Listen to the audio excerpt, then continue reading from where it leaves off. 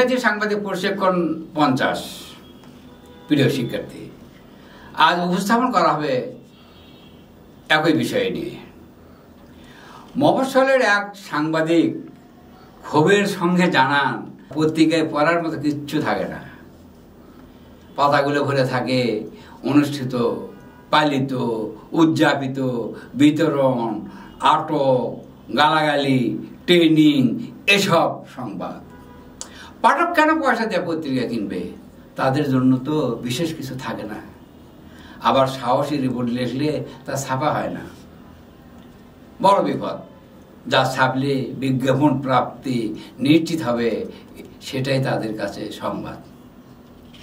অপরদিকে স্থানীয় প্রশাসন ও সাংবাদিকদের বিজ্ঞাপনের শৃঙ্খলা আবদ্ধ করে ফেলেন। ফলে ওই সাংবাদিক চেষ্টা করেও কোনোদিন ভালো সাংবাদিক হয়ে উঠতে পারেন না। পত্রিকার মালিক আর সম্পাদকরা এখন বাণিজ্যিক সাংবাদিকতা করছেন। দুর্নীতিবাজদের ঘুম হারাম হবে এমন সংবাদ ছাপতে তারা রাজি নন। তারা সাংবাদিক পাঠিয়ে বিভিন্ন প্রতিষ্ঠান বা ধনাঢ্য ব্যক্তির বিরুদ্ধে প্রথমে সংবাদ প্রকাশ করে বা করবে এই হুমকি দিয়ে সমঝোতার প্রস্তাব দেন। সমঝোতার পর আর কোনো সংবাদ প্রকাশ হয় না। সমঝোতা বিফল হলেই মিথ্যা সংবাদ প্রচার। আর যদি কেউ সাহস করে তাদের বিরুদ্ধে সংবাদ প্রকাশ করে, তাহলে পরবর্তী ঘটনার দায় কর্তৃপক্ষ নেয় না, বরং কর্তৃপক্ষ উল্টো তার চাকরি খেয়ে ফেলেন।